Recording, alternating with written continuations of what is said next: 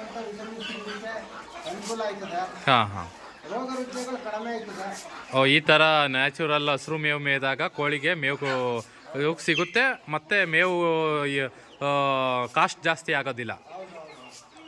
ಮತ್ತು ನಾವೇನು ಮಾಡ್ತೀವಿ, ಇದನ್ನ ಒಂದಷ್ಟು ಸೀಮೆ ಹುಲ್ಲು ಕಟ್ ಮಾಡಿ ಹಾಕ್ಬಿಡ್ತೀವಿ.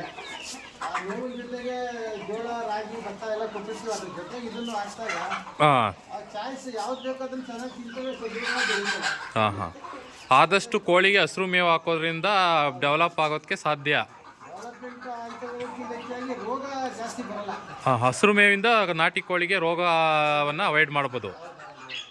ಯಾವ ಥರ ಅವಾಯ್ಡ್ ಆಗುತ್ತೆ ಅಣ್ಣ? ಸಾಮಾನ್ಯವಾಗಿ ನಾವು ಹೊರಗಡೆ ಫೀಡ್ ಹಾಕ್ಸ್ ಹಾಕ್ತೀವಿ ಅಂದರೆ ಹಾಂ ಅದಕ್ಕೆಲ್ಲ ಕೆಮಿಕಲ್ ಮಿಶ್ರ ಮಾಡಿರ್ತಾರೆ. ಹಾಂ ಜೊತೆ ಇವತ್ತೆಲ್ಲ ನೀವು ಅವಾಗ ಡ್ರಾಪ್ಸ್ ಎಲ್ಲ ಹಾಕ್ಬೇಕು. ಹಾಂ ಹಾಂ ಹಾಂ. ಈಗ ಇದೇನು ಡ್ರಾಪ್ಸ್ ಹಾಕಿದ್ರೆ ನಮ್ಮ ಕಾಯಿಲೆ ಏನು ಗೊತ್ತಾಯಿಲ್ಲ ನೋಡಿ, ನೀವೇ ನೋಡ್ತಾ ಇದ್ದೀರಲ್ಲ. ಹೌದೌದು, ಯಾವುದೇ ಸಿಂಟಮ್ಸು ನಿಮ್ಮ ಕೋಳಿನಲ್ಲಿ ಕಾಣೋದಿಲ್ಲ. ಒಂದು ವರ್ಷದಿಂದ ನೀವು ನೋಡ್ತಾ ಇದ್ದೀರಿ. ಇದೇ ನೋಡಿ ನಮ್ಮ ಒಂದು ಐಡಿಯಾ ಅಷ್ಟೇ. ಹಾಂ ಹಾಂ. ಇರಲಿಲ್ಲ ಅನ್ನೋ ಕಾರಣಕ್ಕಿದೆ.